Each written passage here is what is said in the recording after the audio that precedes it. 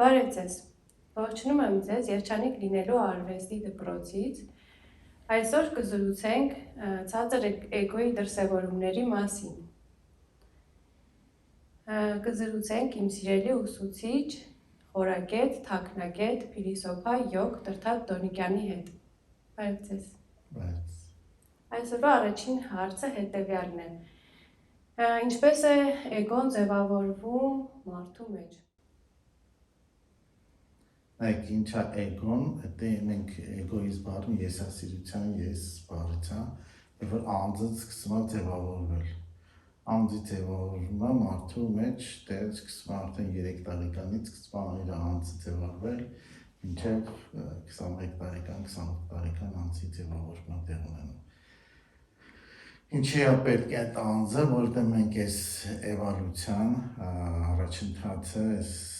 մեր ֆիզիկական մարմնում անձով ենք անցնում, դրա համար անձը պետք է ձևավորվի, հետո նոր այդ ձևավորումից մենք կարողանանք առաջընթաց գնանք։ Եթե անձը չի ձևավորվել, մենք առաջընթաց չենք գնա, այսինքն եթե անձը ինքը չունի ես, այդ մարդը պետք չի։ Դրա համար մյուս կողմից եսի ձևավորումը, հետո եսից հրաժարվում ենք։ Այսինքն ոչ թե եսի ձևավորումից, հետո եսի հատկանիշները օգտագործում ենք մեր հոգու դրսևորման համար։ Այսինքն եսը որպես ինքը իր համար արդեն ինքը սխալ ճանապարհ է գնում, այսինքն եսը ձևավորվում է, բայց ոչ թե մենակ իր համար է ինքը մեր ոգեղենությունը դրսևորելու համար է եսը ձևավորվում։ Որ այն կարողանանք հասկանանք ոչ թե եսը եսի համար է ձևավորվում, ուղղակի գոյի համար, այլ իր ոգեղենությունը դրսևորելու համար արդեն էվոլյուցիան դրա համար է տվել այդ մեր եսը, ինքը կարևոր դեր ունի, այսինքն առանց դրա չկա էվոլյուցիա, բայց եսի ձևավորումը եթե ավելի խորքից գանք, այդ ի սկզբանե եթե մենք ունենք այդ պայծառացման սկզբունքը, նաև մենք ունենք ի սկզբանե տգիտության սկզբունք, որի հիման վրա մենք այդ հնյութական աշխարհ ենք գլորվում, ընկնում հոգին, ու այդ հիման սկզբունքի վրա այդ եսը սկսում է ձևորվել, այստեղ ոչ միայն պայծառացած սկզբունքի հիման վրա, նաև տգիտության հիման վրա։ Եվ այդ տգիտության հիման վրա իր եսի ձևավորումները սկսում են ճյուղեր տալ, որտեղ իր մեջ ճյուղը այդ եսի տգիտությունն է, հետո ջղայնությունն է, կապվածությունն է, գոռոզություն, խեղճությունն է, նախանցանք, ագահությունն է եւ դրանից բխող 84,000 տեսակի դրսևորումներ ունի իր եսը։ Շնորհակալություն, հաջորդ հարցս հետևյալն է. տարբեր իրավիճակներում մարդ ոնց որ դիալոգ կնա ներքին իր մեջ, ու մտածում ես որն է սրտի ձայնը, որն է էգոն խոսում, ոնց կարող ես տարբերակել։ Երբ որ դու զրույցի մեջ ես մտնում, քո մտքերի հետ զրույցի մեջ ես մտնում, բազմաթիվ անսահման զրույցների տեսակներ կան, իրանք այդ զրուցակիրները, որ մենք զրուցում ենք մենք մեր մեջ, մենք մեզ հետ, հետաքրքրվածություն ունեն մեր իսկական աստվածային ես բառ օգտագործեմ, որ չխառնենք, ինքը իրան հետաքրքիր չեն այդ զրույցները, ինքը գտնվում է բացարձակ ներդաշնակության մեջ, խաղաղության, հանգստության, անդորրի ու ներքին երջանկության մեջ։ Երբ որ զրույցներում դու այդ ապրում ես ունենում, այդտեղ ուրեմն մոտենում են խոսակցությունը բարձրագույն եսի հետ են ուզում զրուցեն, դեռ ինքը չի։ Իսկ մնացածը արդեն մեր այդ կողմնակի եսերն են, որ մեր մեջ բազմաթիվ դրսևորումներ ունի, ինքը կարող շատ փոքր եսեր լինեն մեր մեջ ու դրսևորեն։ Դա անձի երկակիության մասին չեմ խոսում, սիմվոլիկ ասեմ եսեր, որտեղ մենք ինքը դեռ լրիվ ձևավորված ես չի, բայց իրանք մեր հետ զրուցում են, խորհուրդ են տալիս, ուղղորդում են, մտածում են, կռվում են մեր հետ, մենք մեր մտքերի հետ ենք դառնում, բայց մենք այդ մեր մտքերը չեն, դրանք ուրիշ եսեր են։ Ինչպես մարդ կարող է հասնել այն գիտակցման, որ կյանքի դժվարությունները դա ոչ թե պատիժ են, այլ էվոլյուցիայի եւ հասունացման հնարավորություն։ Նայեք, թե եթե մտածենք Աստված կա, թե չկա,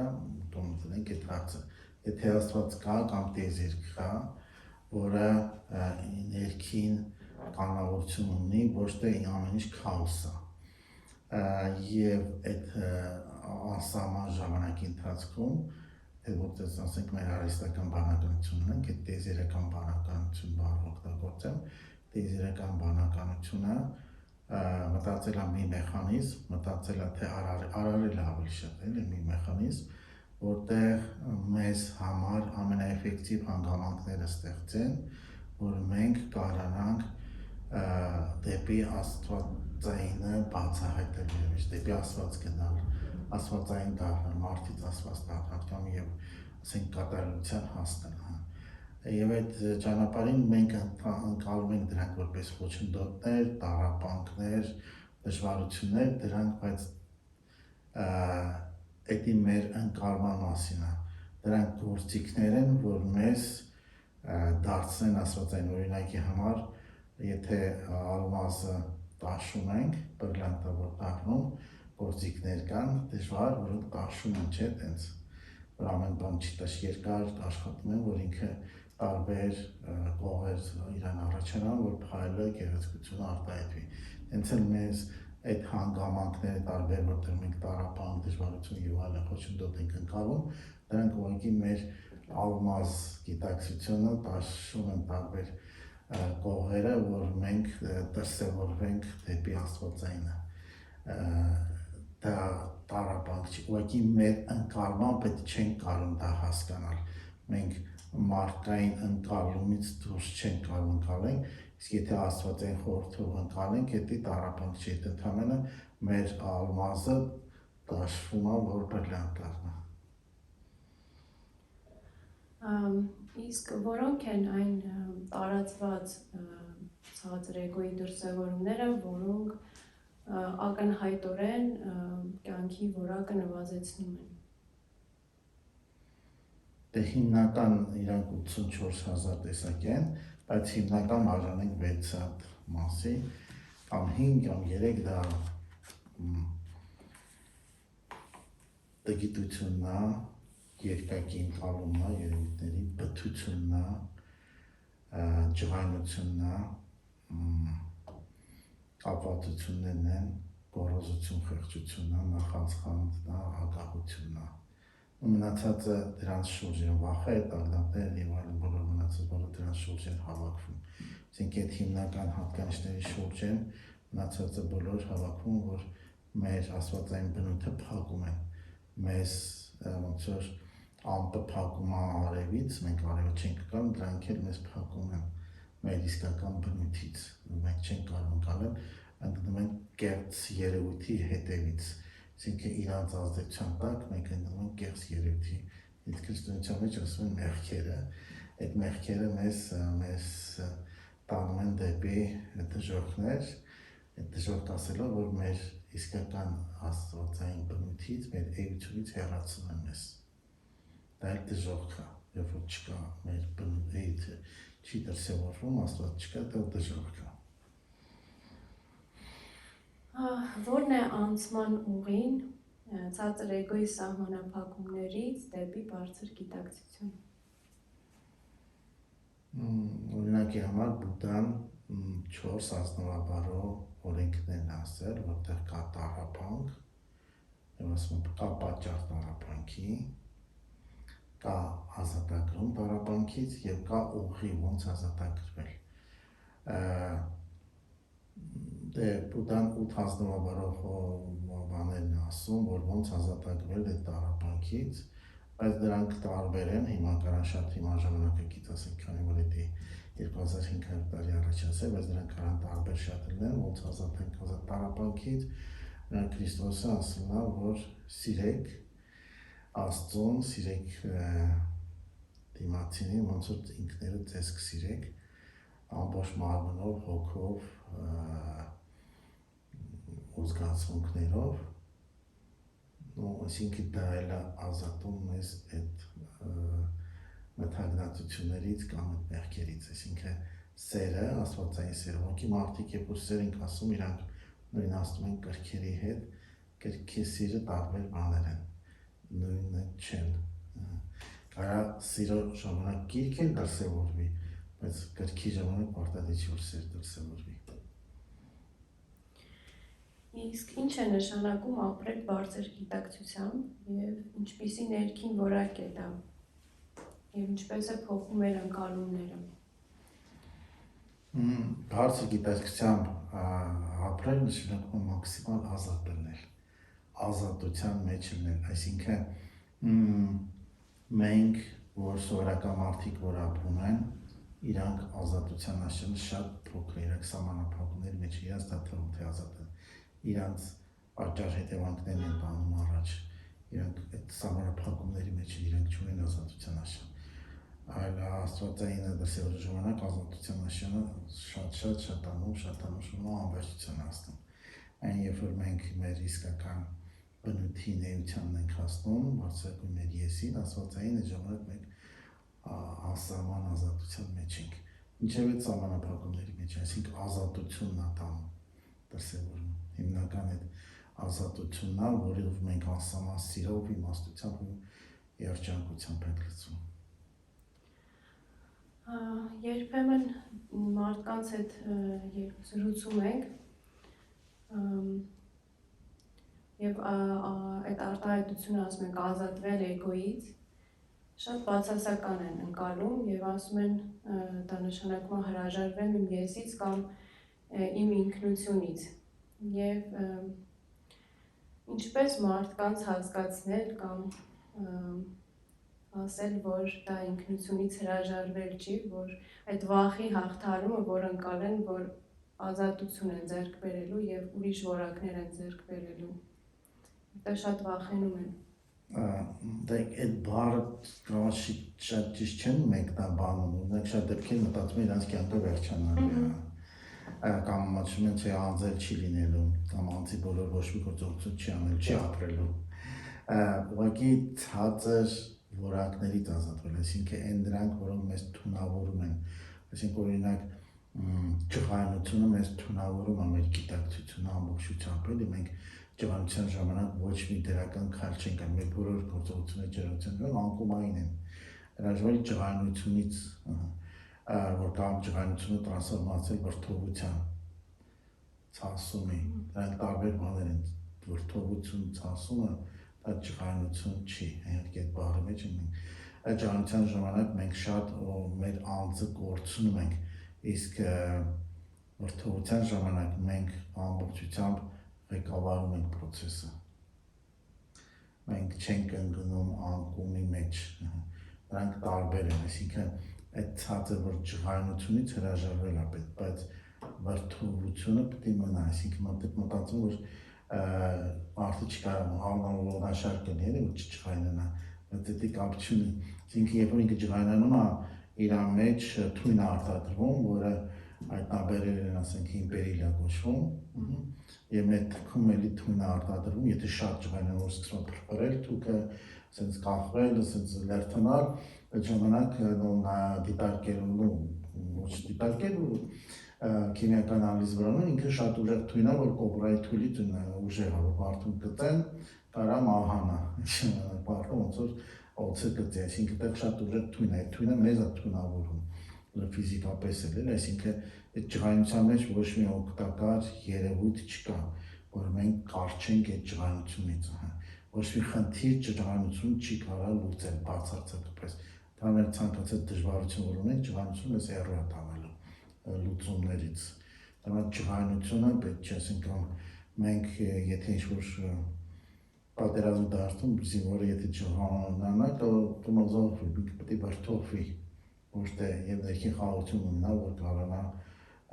դիմակայել պատերազմի թեժը, այլ ինքը վրդովությունը պետք, ջղայնությունը մեզ անկում է, դրա համար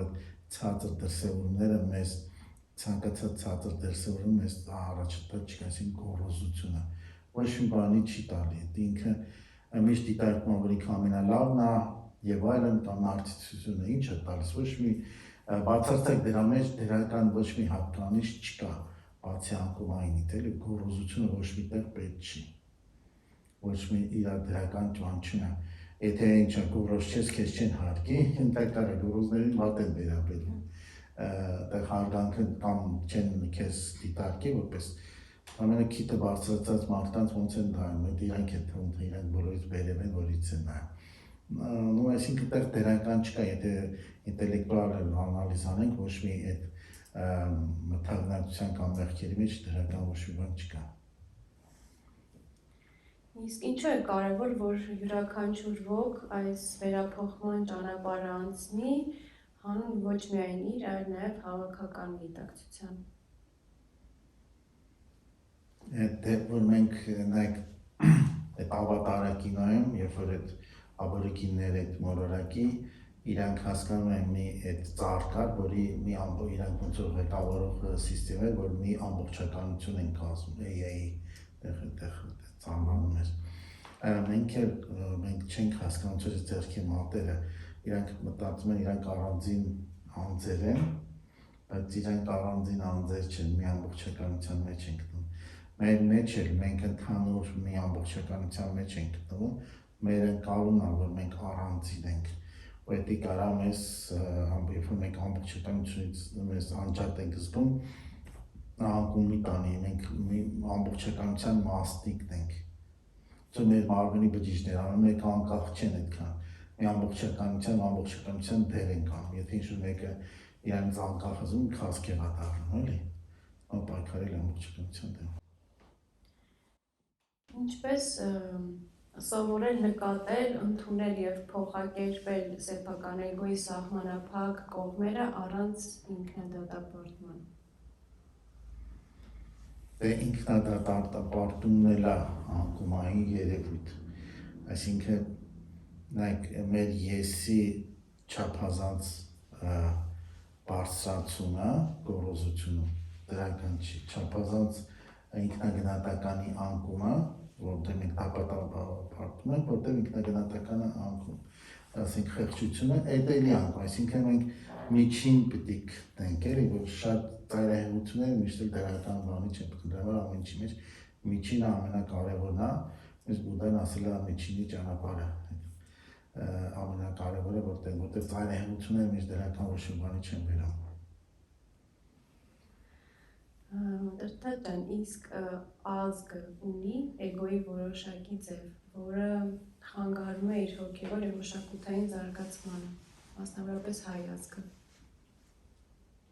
Դե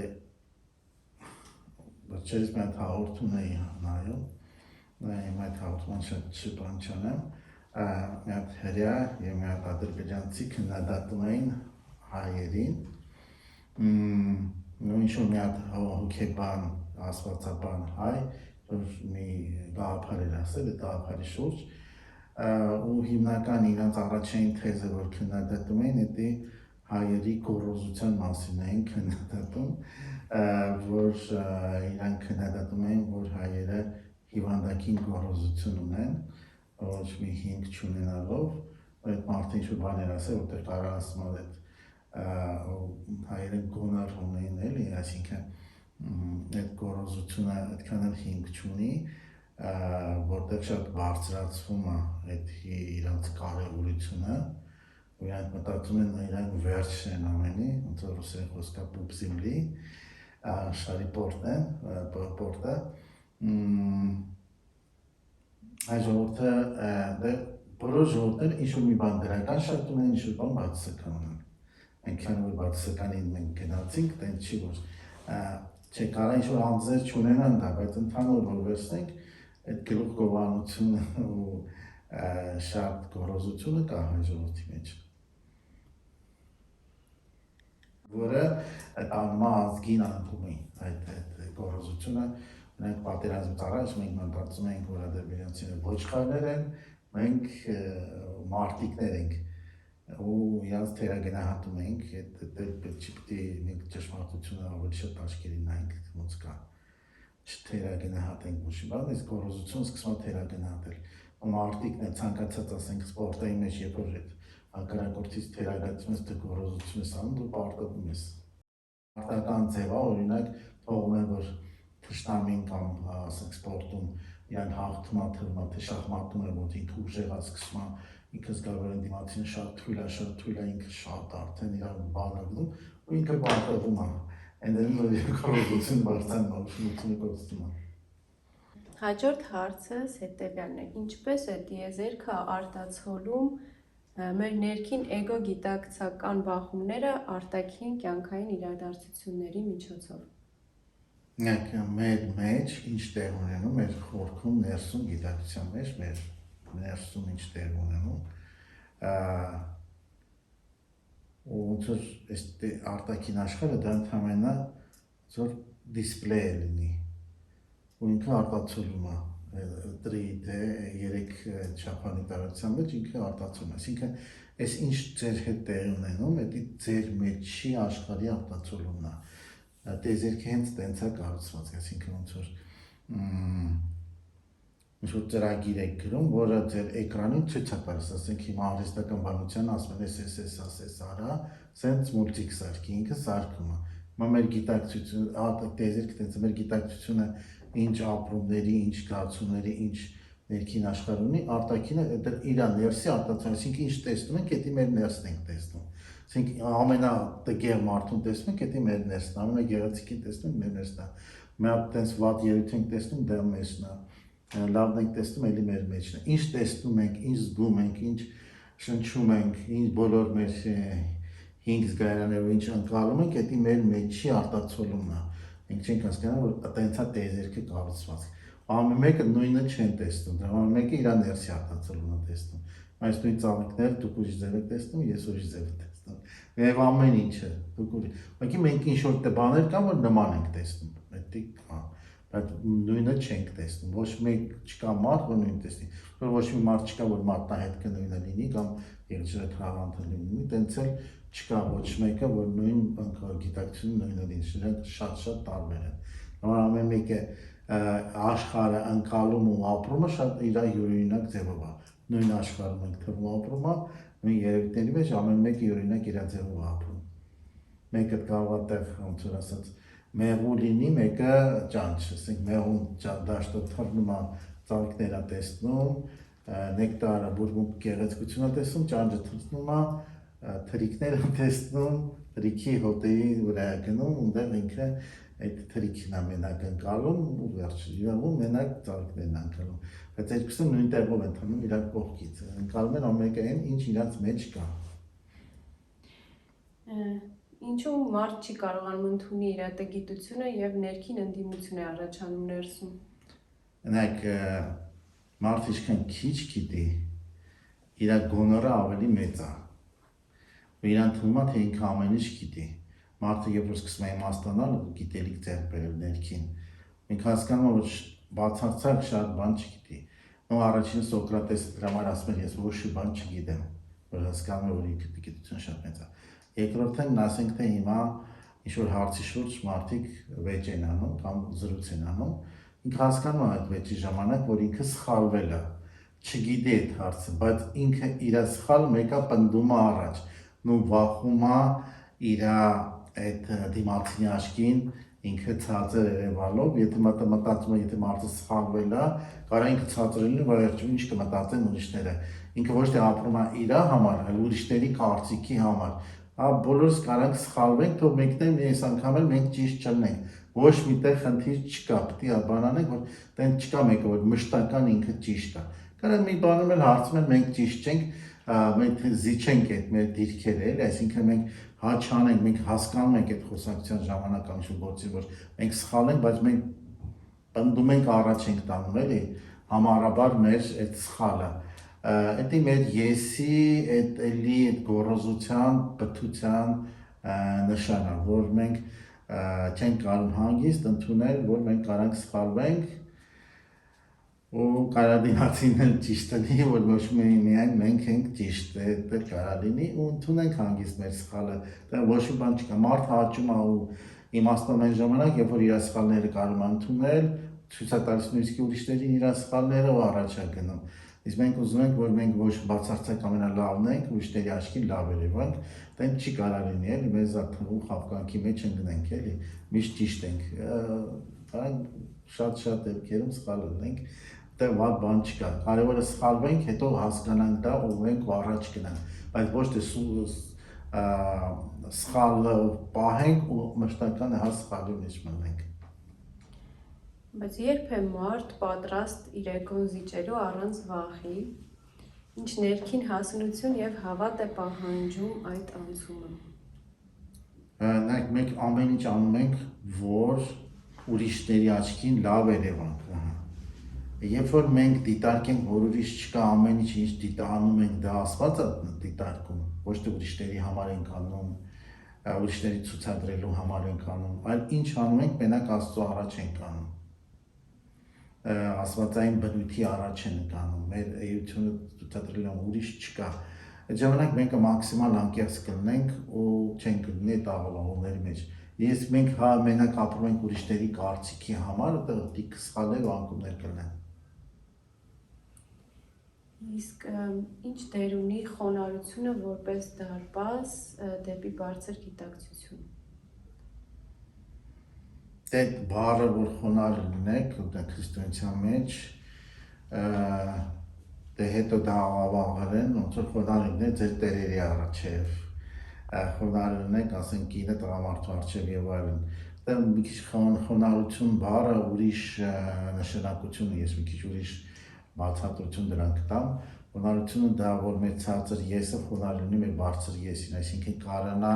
ինքը մեր բարձր եսից եկած իմպուլսները ընդունի, եթե խոնարհ չես, չես հասկանում այն իմպուլսները։ Այսինքն, երբ որ մենք